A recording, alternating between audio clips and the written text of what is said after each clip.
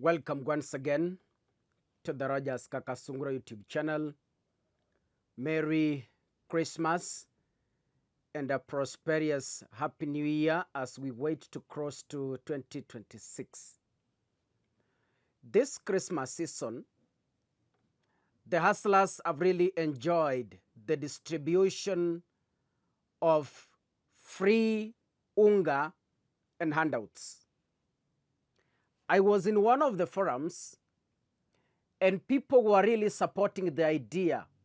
It is generously to share. I have no problem with that. Sharing Christmas with the less fortunate, it is what the Bible says, which I entirely agree. But then, what you can share as Christmas is controlled and accounted for, because you go to the shop with your money, which is already accounted for. You buy 10 bundles, 5 bundles, you give to the women in the village. It's accounted for. And the economy is able to account your money. And you're able to pay tax by just walking into the shop. The problem lies when we have a massive supply of uncontrolled food supply and handouts. In Kenya, the Kenya Kwanza government dispatched UDA leaders, including those in Broad-Based, to various parts of the Republic of Kenya to distribute Unga. For the first time, I have seen Unga distribution happening in Luo Nyanza. There's no problem with that. But the question I want us to ask ourselves in this political video is the massive, unaccounted distribution of Unga, distribution of money. How is this going to affect us in 5, 15, 10, 20, 30, 40 years to come? Will we have a negative impact on our economy? That is the biggest question we need to ask ourselves. The Unga that is being distributed, you can agree with me, number one, is unaccounted for. Up to now, nobody has come to the limelight to tell you where the money that is buying those bundles of Unga is coming from. Nobody. When you look at the salaries of these politicians, they cannot be able to sponsor such a kind of massive Unga distribution. It's true. Meaning, the massive injection of food supply directly to consumers is uncontrolled and unaccounted for. I am not an economist, but I know economists are listening to me. We are not having an honest conversation as a country how the massive injection is going to affect our economic supply in the years to come. Allow me to take you back to the 1992 general election, when there was multi-party democracy and Moi felt the heat of losing an election. And it was the first ever multi-party contest in Kenya in decades. And the ruling party, KANU, faced a real threat of losing power. Now, what happened? To fund a massive campaign, the government flooded the economy with the liquidity. Allow me to give you facts.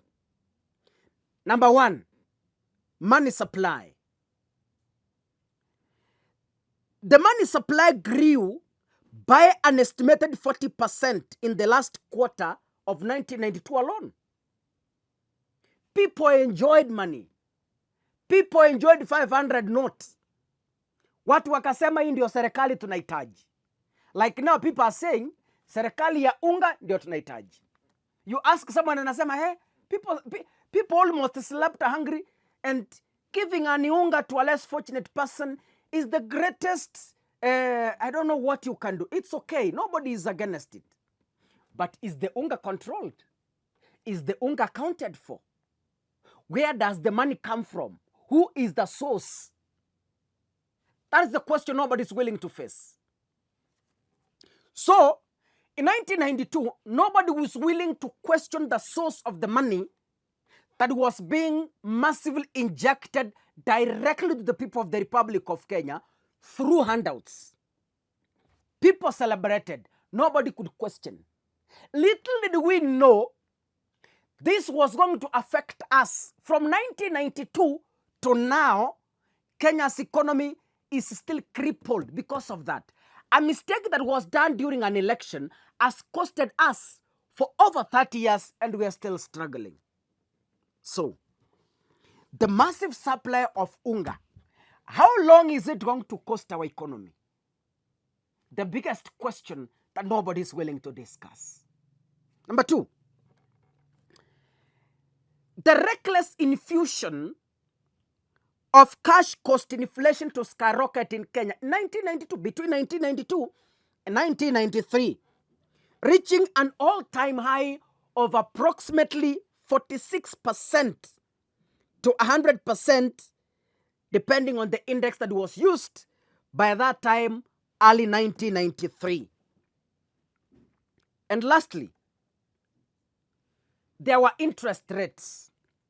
To curb this inflation late after the campaign, the government issued treasury bills at astronomical interest rates up to 70%, which choked the private sector and led to a lost decade of growth. This Christmas, people never went to the shop to buy unga. How was the private sector affected economically? The shop in your village, how was it affected economically? The supermarkets around your area, how was it affected economically? Are we going to recover after 10, 20, 30 years to come? So before we celebrate the injection of massive distribution of unga and handouts, first let's sit and see, are there future negative economical impacts? Of course, yes, there are. You can Google, you can ask economic experts, they are here listening to me. We are in trouble as a country.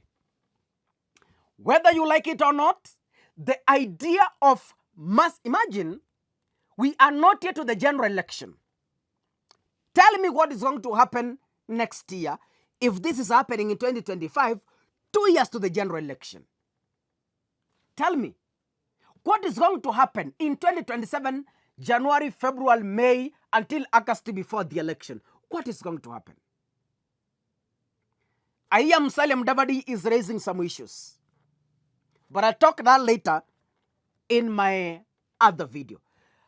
As we receive those unga from government, also think the negative economic impact for the future generations. Right now, people are saying, we wish we knew we could have not printed money in 1992. The same way, 10, 20 years to come, we will regret the mistake committed in 2025. We could be saying, we wish we could have listened to Kaka Sungura those years, because the impact is so severe. If you're watching this, kindly make sure you click the subscribe button and remember to turn on the notification bell. God bless you. Merry Christmas and a prosperous Happy New Year 2026.